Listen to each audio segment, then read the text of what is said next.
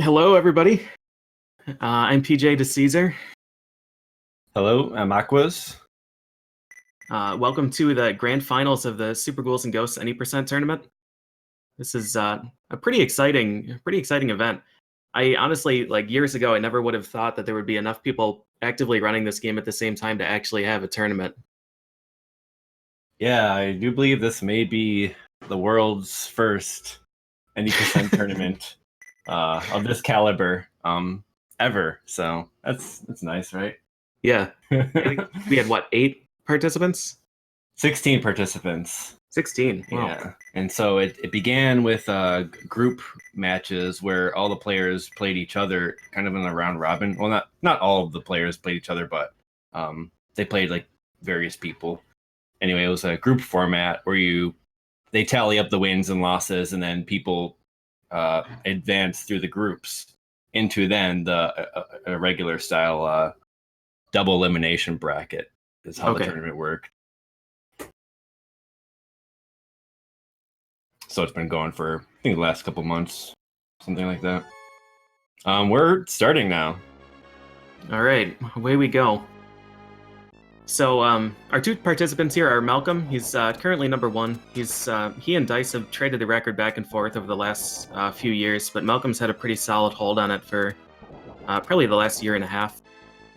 And Fred, who is rapidly rising through the ranks, currently in 3rd, but he's been improving really rapidly. The very first thing that you saw them do is immediately get rid of the lance. So there are 8 possible weapons in Super Ghouls'n Ghosts. The first chest has a possibility to drop 3 weapons. The dagger, which is the one that they want to see. The torch, which is also really good, but very difficult to use. Or the crossbow, which is what they have here. All 3 of those options are better than the lance. Yeah, those are like the good weapons. So we saw Malcolm take a hit here in stage 1, and that's actually gonna make a bit of a difference since he has the bow, and if he can't upgrade that bow again, he's definitely gonna be losing a chunk of time here. Mm-hmm. And it looks like he's probably definitely gonna have to get that upgrade back. Yeah, it's regular bow on the regular bow on the boss is really bad. Oh boy. And we got a loose arrow on Fred's side. All right. Yeah, so each of these weapons gets upgraded when you collect the bronze armor, which is the green one. And it's the same upgraded weapon when you have gold armor as well. Oh my goodness. Malcolm having a pretty tough go here through the pumpkin patch. So the upgraded weapon is obviously stronger, and many of these weapons it has an additional property or is a completely different flight trajectory, like the axe. The upgraded crossbow, as we kind of saw on Fred's screen, tries to home in on enemies, but it's not terribly effective at that, so it often just gets stuck circling around a target. Yeah, so now we're going to see Malcolm plug away at this boss for quite a while here. Mm-hmm. Yeah, the normal bow fires only 2 bolts, and the upgraded bow fires 3. And I think the upgraded bow is also 50%, or double the strength. I think it's 3 damage per bolt for the normal and 6 for the upgraded. So it's a pretty big loss of firepower. Then, yeah, so Fred picks up the dagger in the beginning of the stage, so he's good to go for the dagger, but Malcolm's going to be looking as well. These players need the dagger by the end of the stage. Yeah, there's really no substitute here. So the contents of the chests in this game, the chests are really interesting. The contents depend on the number of chests that you've spawned on that life on that stage, and what armor you currently have equipped. So the second chest, the chest that we saw Malcolm get the upgrade, and the chest that we saw Fred get the dagger. The second chest, if you have the bronze armor, is guaranteed to give you a weapon. So they try for 1 weapon drop there if they don't have the dagger. And if they don't get it there, then they're going to be just trying to get the dagger out of like one of these baskets from a surprise weapon drop. Mm-hmm. It's actually a pretty interesting situation here. So Fred's going to be doing the standard strat for stage 2. He has a dagger already, and stage 2 has a damage boost routed in, which is something that you wouldn't really expect in the Ghosts and Goblins series, or at least in Super Ghouls'n Ghosts when you have so many upgrades. And you lose all of them when you're hit. That's one of the trademarks of this series. but the damage boost lets you get up to the higher level in the second or third ship. So it skips having to climb the ladder, and it's much faster. And then you can just recollect all of the armors during the auto-scroller here.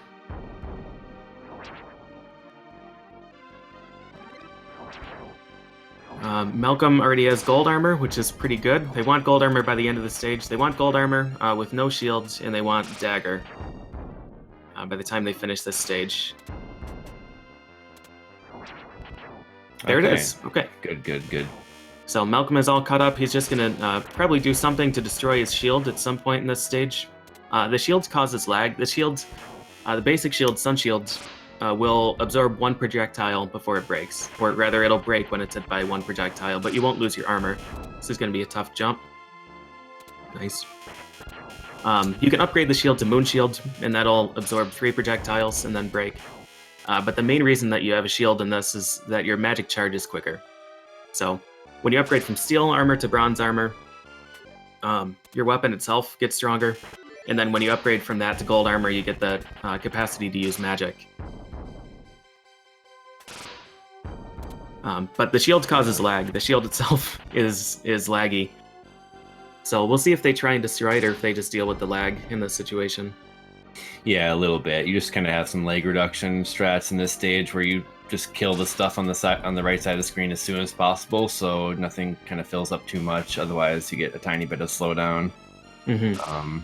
And then if they still have the shield at the end of this stage, they definitely lose it against one of the flames in the next stage, because that's going to make a difference with all the bats spawning on the towers. That's a pretty noticeable difference, I think, not having the shield. Yeah, absolutely. There, so yeah, they can either try and break it from the flames or from even one of the yellow devils, I think. It's really interesting to see, because Stage 3 is really dynamic, so it's different every time you play it. You have to make some decisions on what's safest, what's the best option. Alright, so Fred's moving up to whatever this boss is. Yes, Storm Cesarus, I think, is the name. Wow, this guy knowing the actual proper names. Some people call him Barnacle Bob. That's also acceptable. Alright, so Fred nails a quick kill there. In the Super Ghouls and Ghosts, you do have 2 attack buttons, and this is what allows Fred to hold an attack button and then use the other one to charge the magic. Or one to charge the magic, and then another one to get daggers while he's charging, holding the other button. Allows this quick kill on this boss. Malcolm's going to do the same thing here. Mm-hmm. That's the first instance of the cheeky double attack button strats. Okay, so Fred's going through. Yep, Fred lost his shield, so he's exactly on track here. Stage 3 is really scary because these tiny yellow devils are pretty unpredictable with when they can swoop. They can really jam you if you're not prepared for them. Yeah, see the players kind of go out of their way to kill them here, but in PB attempts for both of these guys, they might skip a couple of them and just be at the mercy of the RNG. It's one of the roughest parts of RNG when you're really boiling down the game, but there's a lot of safeties you can take in these races as well, and that's really what this is going to be about, is how can these guys recover from any mistakes they make, and how are they going to judge, going for some strat that saves 2 seconds versus getting hit, which is going to be a 30-second time loss or something like that. Right, yeah. The mistakes in this game are incredibly punishing. Fred onto the towers. Yeah, so one of the reasons that Dagger is just irreplaceable in this speedrun is you can have 3 of them on screen, it travels really quickly, and it travels the full length of the screen, and it does a lot of damage. It does 7 damage, and the strongest weapon in the game does 9. So, it's really not that much weaker, and you can throw 2 of them, 2 or 3 of them, to compensate for the lower damage. So it's really good at killing enemies immediately as they spawn or before they become a threat, which is good for safety, and it's really good for lag reduction too. Yeah, very, very reliable weapon outside of the fact that it shoots at slightly different locations when you're spamming it, which can sometimes mean a bat getting under or over or something like that. But kind of see these guys, they're probably not going to want to commit to too many double jumps and stuff here because the bat spawns, and got Fred under the goblins, kind of randomly spawning down on. And that's the nice thing about the dagger too, kind of lingers right when it comes out of Arthur, so these guys can kind of use that property to block the goblins as they fall down. So pretty nice there. Yeah. This is my favorite quick kill in the game. Fred is doing my tried and true setup, the 100% setup, as opposed to the jump setup.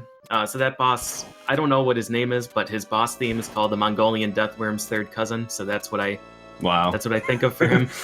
It's pretty elaborate the official name. Yeah. Or is that just like someone naming the SPC files or something? Kind of happened. Oh, nice. Malcolm chose the optimal strat there. Yeah, so what happens is that the death worm will spawn centered around Arthur. So if you like jump to the side or you take the higher platform, you can force him to spawn higher in the air. And then if you release the dragon magic at the right time, it kind of follows the dragon around, or follows the worm around. And that spell does damage every single frame. So you can kill the death worm in just one magic cast. It's pretty amazing. Yeah, that's nice. That strat's definitely saving, I think, like 1 to 2 seconds, I think, at least. Yeah. And then that's just muscle memory for Malcolm, so he just goes for that. It is kind of risky to do that setup, I think. Ooh, Malcolm just avoiding that genie. Very nice. Yeah. This stage 4 is honestly a pretty tame stage. I used to think this was like the breather stage between 3 and 5, because those are nightmares. But you definitely can get jammed with some of the delayed spawns from the fire towers. They'll sometimes stagger their fireballs in a really problematic way, and the genies, as you call them, the axe armors. Yeah. They can give you some pretty rough spawns too. Some spawns and some trajectories that are tough to get around. Well, they're both okay, and sticking with gold armor here. And since this is the auto scroller, don't expect anything weird or funny to happen here. This is just dialed down stage here, or dialed in stage, until Hydra. Yeah, the Hydra is the Hydra's a pretty interesting boss. It has 3 weak points, 3 heads that you have to destroy, and the heads all move independently and randomly. What you want them to do is group up, because then obviously your dagger, which pierces, will hit all of them. And an additional fun property is that when these heads overlap, and you have a piercing weapon, it alternates damage every frame.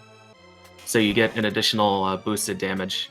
You can actually kill this Hydra with a single upgraded axe throw if you get the heads to align properly. But, oh, interesting.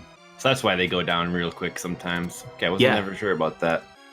Yep, those top 2 heads were overlapping for Fred, so they died pretty much instantly.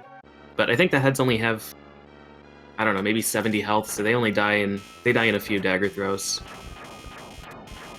Okay, Malcolm nice. With another pretty clean kill.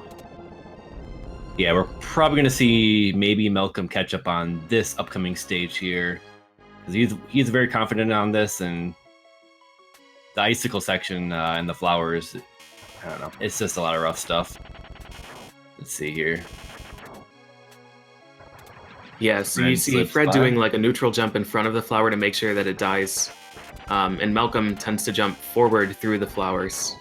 So he picks up a tiny bit of time there, but again, there's the risk that you're just going to be killed. You're not gonna hit the flower, because it has a pretty misleading hitbox and it wobbles, and it needs several shots to die. Yeah, so they're in the icicle section here, where the icicles have little segments, and each segment doesn't become an active hitbox against Arthur until like a second or something after it spawns. So you see these guys just run through the tips of the icicles, and it's just, if you're casual, it just looks like what the hell is going on there. You're just walking through it, but that is a mechanic of the section that these guys need to know about. Mm-hmm. Right, really slick when you can go through there. I'm sorry, go ahead. Oh, just really slick when you just go over through there smoothly. Yeah. Yeah, and you want to get through the icicle cavern quickly too, because you'll skip waves of the shield attackers. All right, some avalanche skips here. The avalanche, if it hits you, will push you down the mountain, and in most cases, it'll just kill you.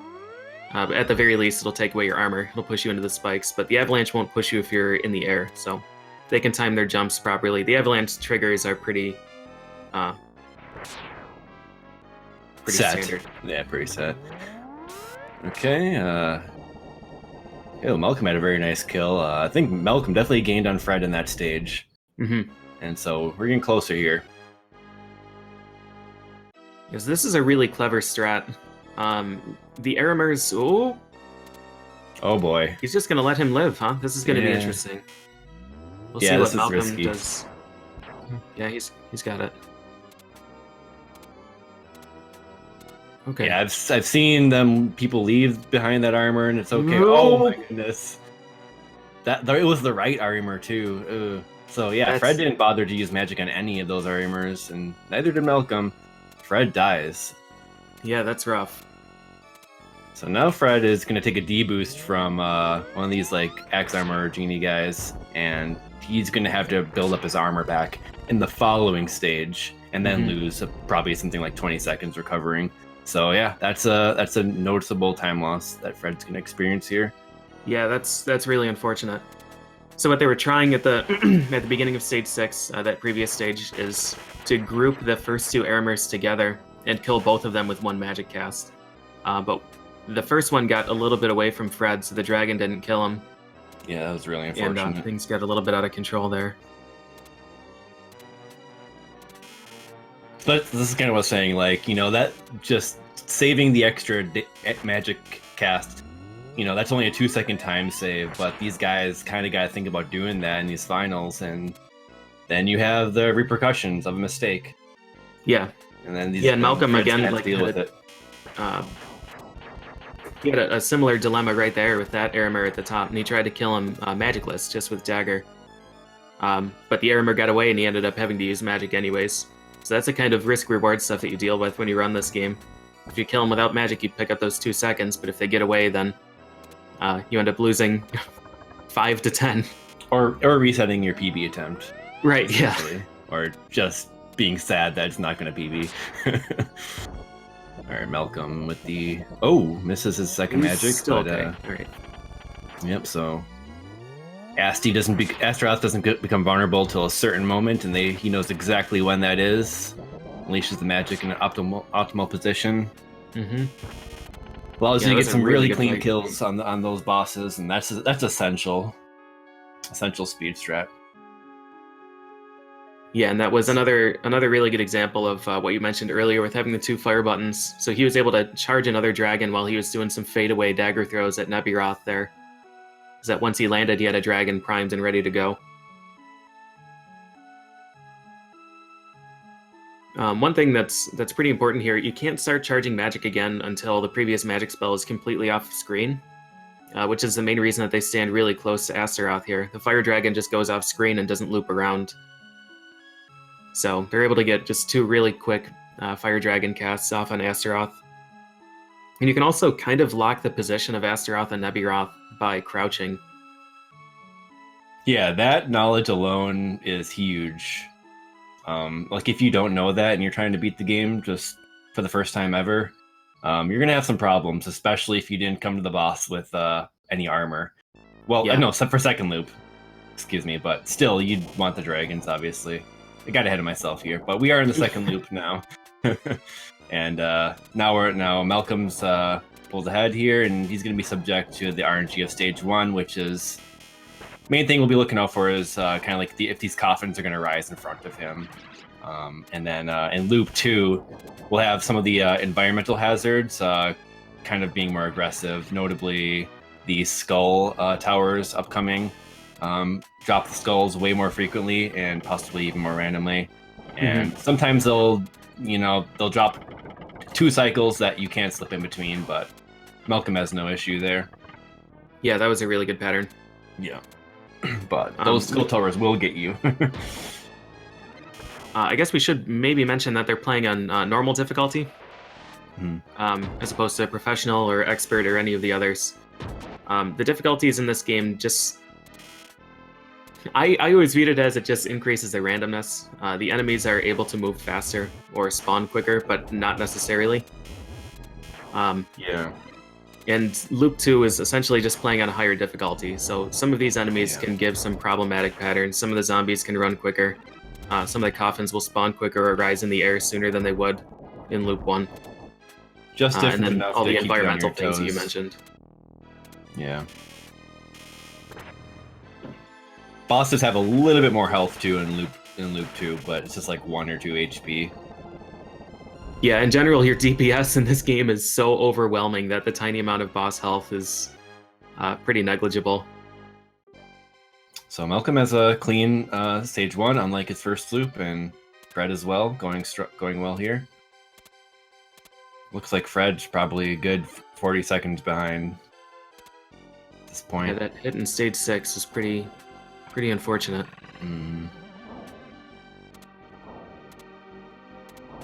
So the axes also count as environmental hazards, so the axes are swinging quicker. Yeah. In Loop 2, which I think makes it pretty interesting, because you have to have different jump patterns to get through the stage. I always really liked that. It's cool when you like kind of chase the axe with a double jump when it's ahead, or when you do a double jump over the axe. Those nice little techniques you can do there that you have to kind of watch the axe pattern for.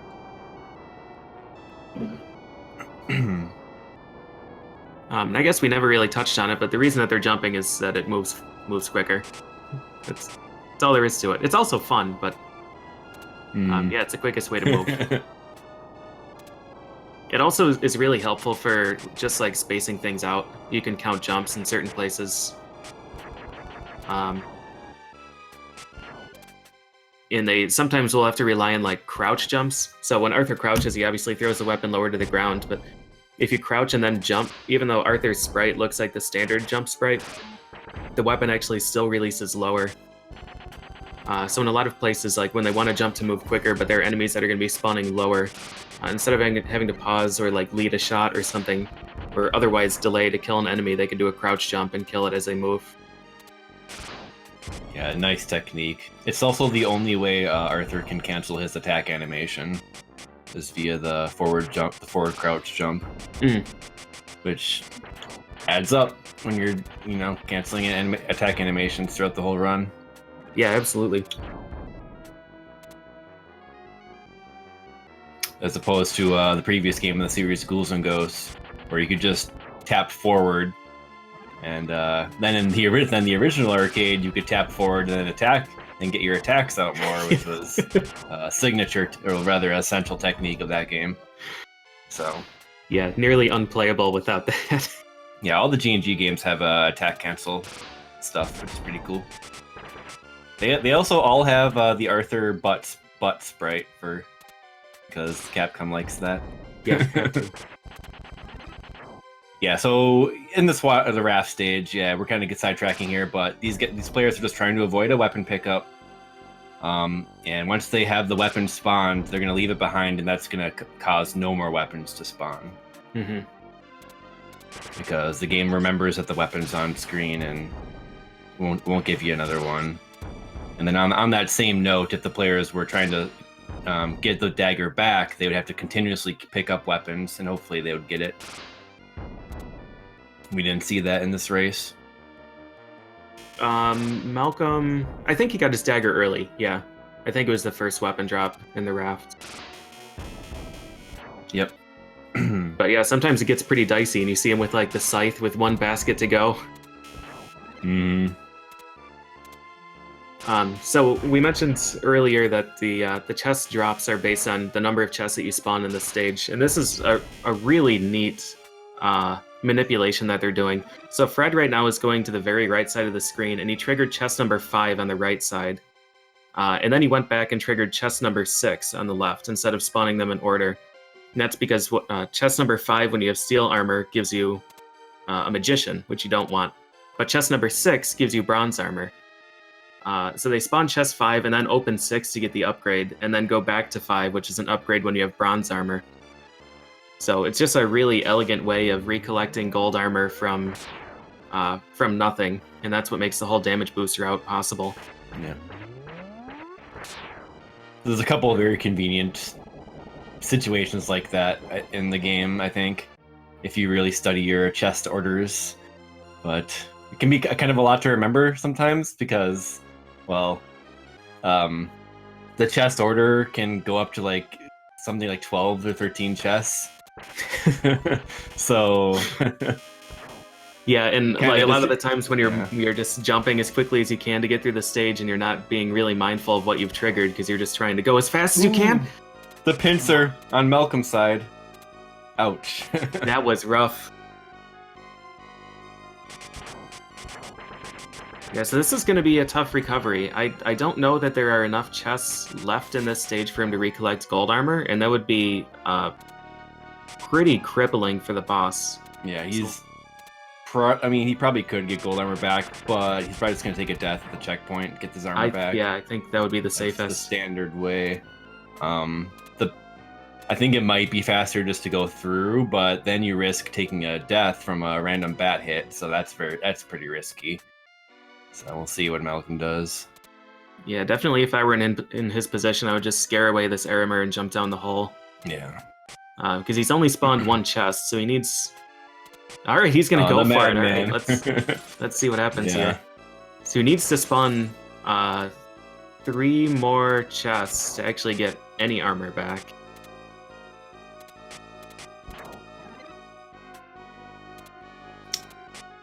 So did he skip the 4th chest then, or because I think isn't the 4th in underwear supposed to be armor? Yeah. Forget. Yeah, the 4th one. And then 7th. I think this is his 3rd. Let's see. No, okay.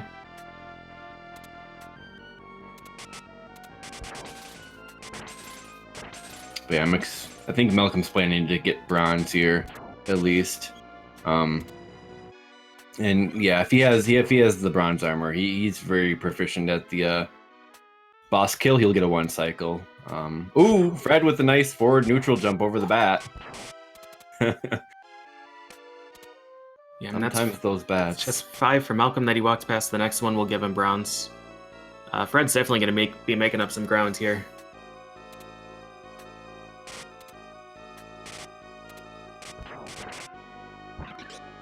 Yep. Once again, if Malcolm wins this race, he'll be the tournament winner. If Fred wins, we'll take a short 5-minute break, and then we'll do a second game for the true grand finals. As Fred is coming from the losers bracket in this tournament, and Malcolm is undefeated. Yep, there goes Malcolm. Look at that mashing. Just such precise daggers into the head there. Yeah. Yeah, it's not easy to fight that boss without magic.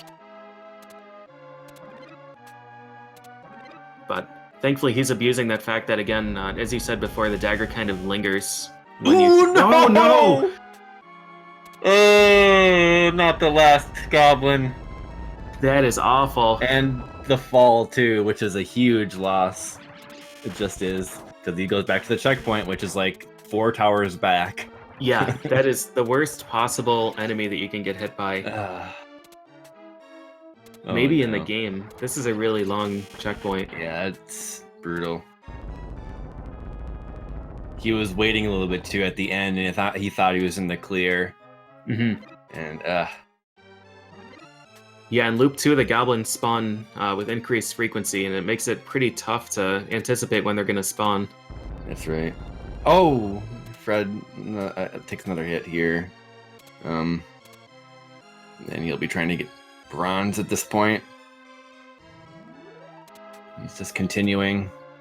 Sometimes I think I've seen some players take a hit really early on and then just die again, but I think he should be okay to keep going. Yeah, so this is putting Malcolm in a very strong position at this point.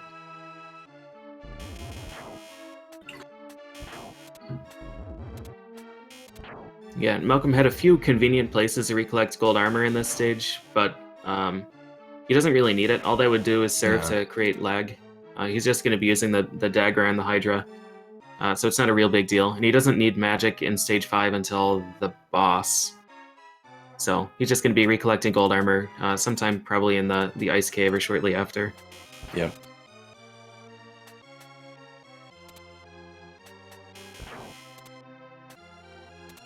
All right, so Fred has to fight the Mongolian Deathworm's third cousin with basic dagger, which is pretty weak. I think it does 4 damage as opposed to 7 when it's upgraded, but it also doesn't have the lingering property that the upgraded dagger does, so it's pretty tough to actually hit him. He got a nice 1 cycle though. That's really impressive.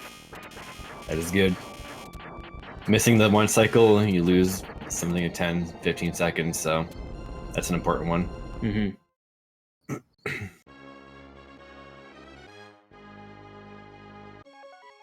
Meanwhile, Malcolm's on the ice forest.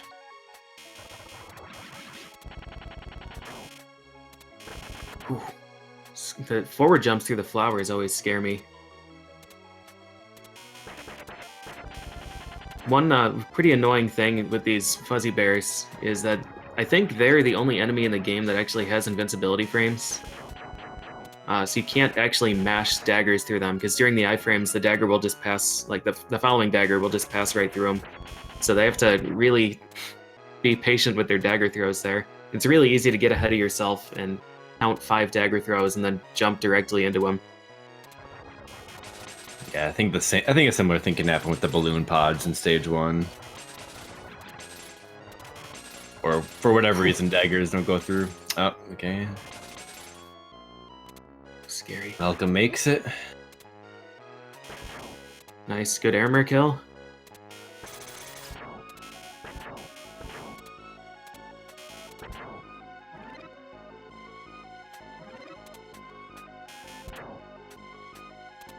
Yeah, then so Malcolm here, there's some RNG there on the bear where he's going to be on that ledge. If he's to the left, then you can do a little platform skip with a double jump.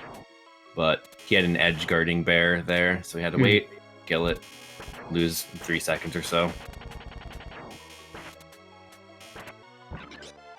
It was really good chest manipulation. That's the chest in Loop 1 where they recollected their shield. So instead, he just manipulated the chest throughout the stage to force a gold armor there. And gold armor comes with the shield that he needs anyways, so he's completely back on track. Didn't talk too much about this boss, but yeah, he had an early claw attack from that boss, and that's just the random behavior of that one. Mm-hmm. Sometimes you can get a little nervous and miss the unleash of your magic, and then the claw nails you, and then you're in Frown Town for the next stage.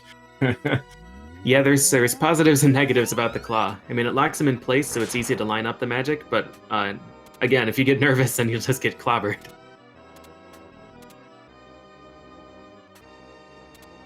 Malcolm playing it safe here and just using 2 casts to kill the Aramers. He didn't want to risk having a boo-boo on this stage. Those Aramers are serious business in this game when you let them loose. Their swoop is so fast in this game. Yeah. It's ridiculous. You have to bait them out so perfectly. Yeah, they're real mean. The last one he doesn't have to kill because all of these Aramers have like a limit with how far they'll chase you. And just so happens that like it's just a few tiles further right from where that one spawns, so they can just let him go. Alright, so Malcolm is moving into the final stage here. For those who are familiar with this series, you know that you have to get the special weapon in order to actually beat the game. So he's going to spawn the Goddess Bracelet right here.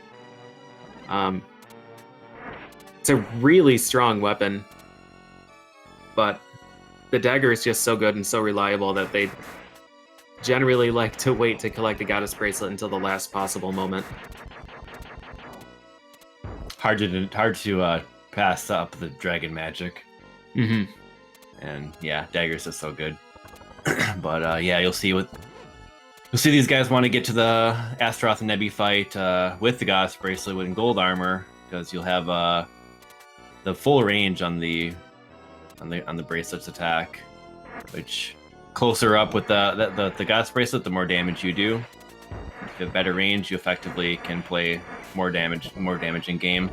And there, Malcolm just gets a very clean kill. Yeah, really good.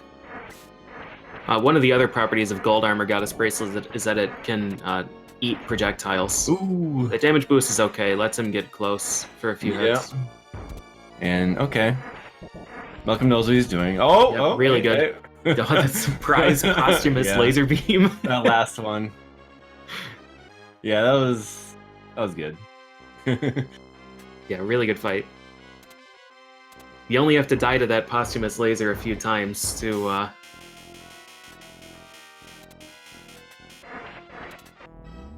learn your lesson. Malcolm's about Alright, to so put up a Sardius- really solid time here. Yeah, very good.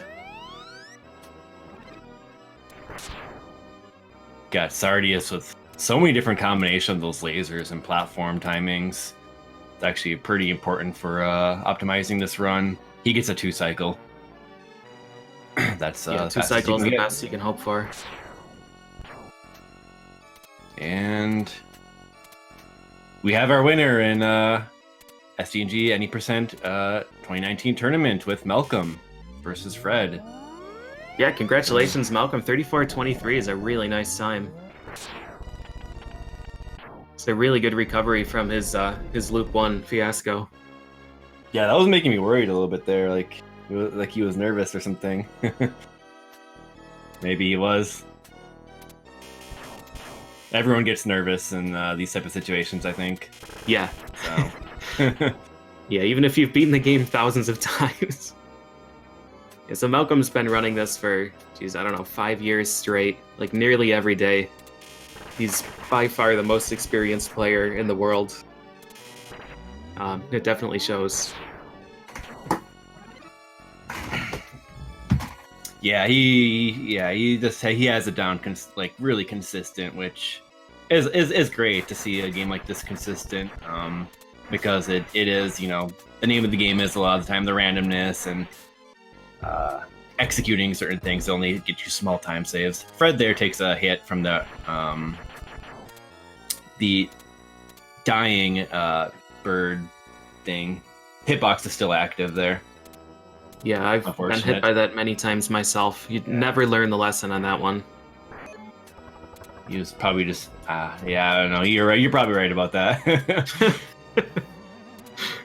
Ooh, he takes another hit. Yeah, this is a rough situation. Yeah, this is gonna be problematic. Yeah, so in this situation, yeah, you have Arthur's Goddess Bracelet just not going hardly any range at all, and it's just when you're at a range, this thing's doing hardly no damage. The very tip of the bracelet hitting is just nothing. Yeah. In comparison to the point blank. I think it was something like 60 something tiny hits, like the least hits to actually kill him with that. It's just, it goes on forever, so it's so important to get close. There he goes, to get some nice hits. That's nice. Yeah, I believe the Goddess Bracelet does the same damage, regardless of gold, silver, or bronze armor, but it just deteriorates so much quicker when you don't have gold or bronze. I think it starts at 18 damage and it diminishes by 3 damage down to, again, the little piddly sparks at the end that just do 3, which is the weakest attack in the game. Yeah.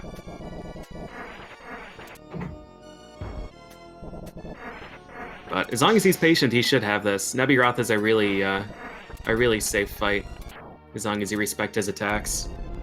Yeah, you have some kind of random movement from both of those bosses, and kind of got to respect that, especially if they get close to the ledge. Mm-hmm. All right, see if Fred can see what kind of RNG he gets here. This looks good for pattern 1. Nice. Yeah, Sardius, the delay between when he spawns the platforms and when he fires lasers is random, and the direction that he fires the lasers, clockwise versus counterclockwise, is also random. So it takes a lot of practice to get good at this fight. I've seen some players use a pause buffer strat just to see like which direction and then react accordingly. Kind of smart. Yeah, that's not a bad idea. He got 2 super delayed patterns from Sardius, which I've always found most difficult. I like the early patterns. But finished him off, no problem. All right.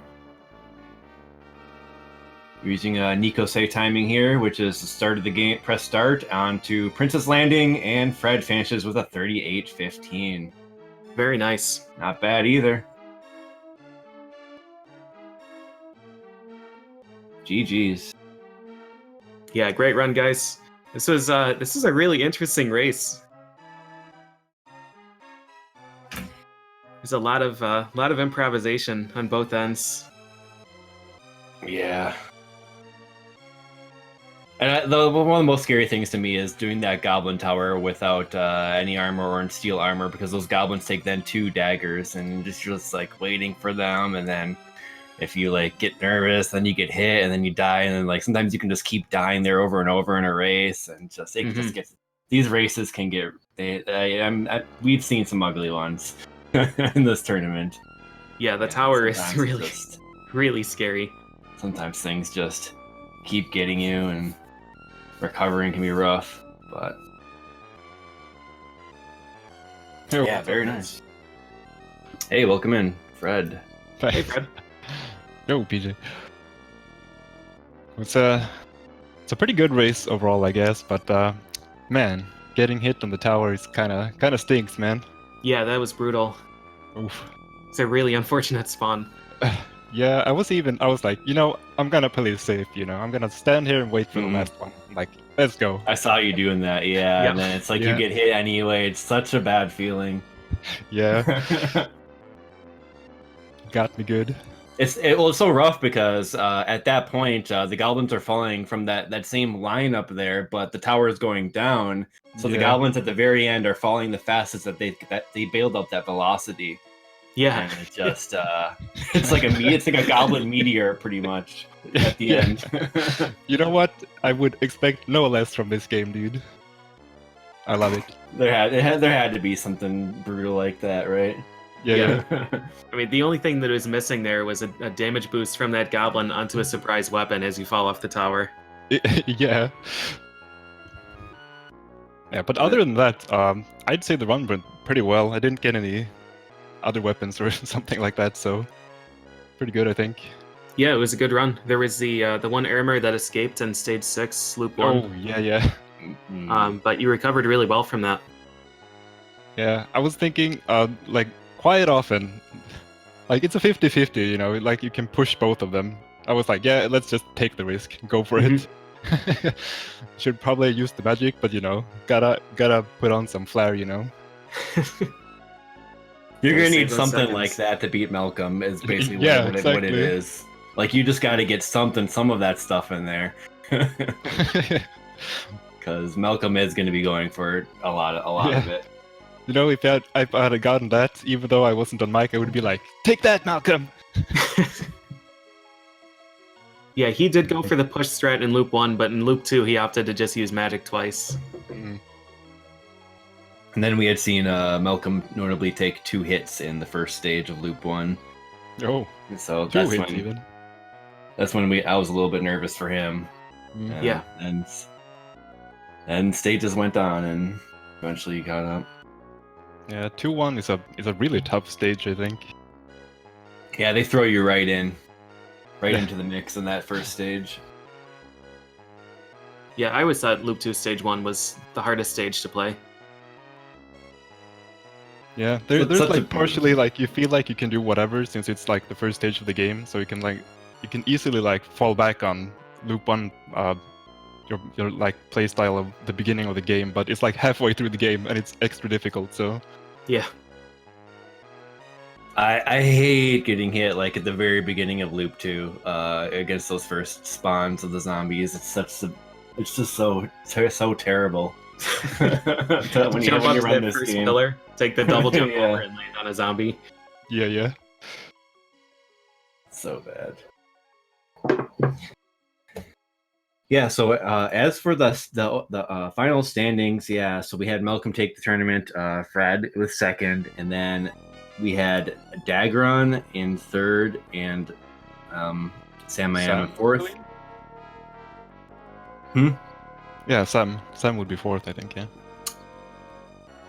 Well, and Tileo would be fifth, I guess. I don't know how the standings shake out there. Yeah, the challenge standings, Sehanage and Telio are tied for fifth. All right. And then, I think Dagron, it ranked Dagron third, and then Sam fourth. But they both had similar wins and they both had 2 wins, 2 losses. But in any case, it was a fun tournament. Yeah, good stuff. Yeah, like big shoutouts to Malcolm for putting on this event. I guess the idea started with Emphasis wanting to do a tournament, but Malcolm just took the ball and went with it. And like the community, like the Super Ghouls community, have gotten so much better during the course of the tournament. There's been so many new like times on the leaderboard, so it's great. Yeah, it's been great to see the activity. I mean, back when I ran this, it was just like one active runner trading off. Yeah. That runner would quit, and another runner would pick it up. So to see so many people actively running this, and to see the standards of the runs get so much better over the years, has been really great. Yeah, it's really exciting actually, because like you said, even when I started playing the game, there weren't that many people playing the game. So I've pretty much watched Malcolm play the game like daily, learned the game, and then like tried to teach the West, I guess, the other Western players how to play the game. So, good stuff. Yeah, with Super Ghouls and Ghosts, it's definitely the game in the series that pretty much everyone knows this one the most, and it shows in the activity of the speedrun as well. There's been people coming in and taking on the game, and you know, it's always fun to see people try to beat the game for the first time, and hopefully we inspired this tournament will inspire some people to have at the game and take it down, because these guys they're taking it down under an hour every time.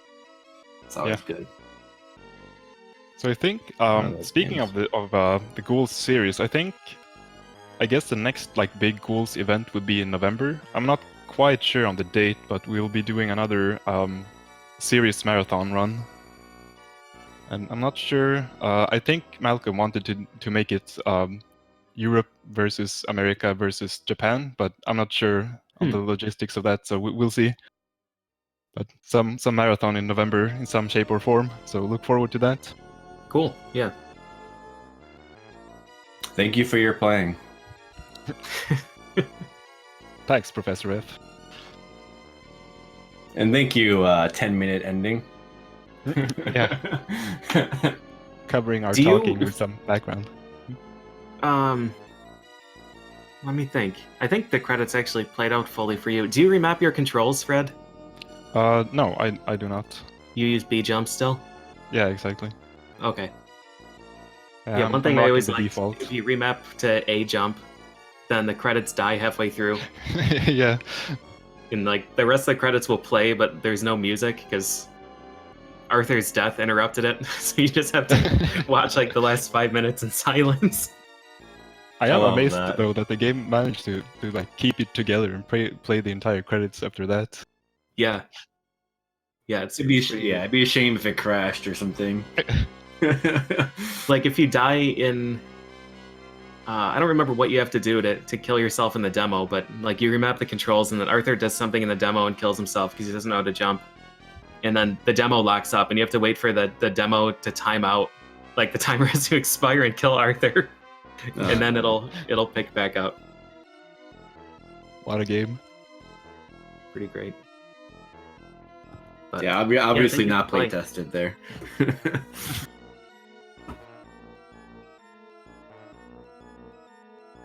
But I think that is gonna wrap it up for us. Yep, I think so. Yep. Thank you so much for watching, everybody. This was fun. Really enjoyed watching this. Yeah, thanks for hopping on and casting, PJ. Yeah, my pleasure. Thanks for playing. Thanks. Congratulations. It was a fun race. Definitely thanks, should be man. happy with your performance this tournament. Yeah, it's been going pretty well, so I'm happy with it. So, been good. Yeah, I think you hit like something like 3 or 4 35s in this tournament. Yeah, I got a PB, no big deal. PB during some race. Sam got like two race PBs, so no big deal. That's always nice. Well, till next time, everyone. It's been a pleasure, and there will be more G&G in the future. So good luck. See ya. Yeah, thanks for watching.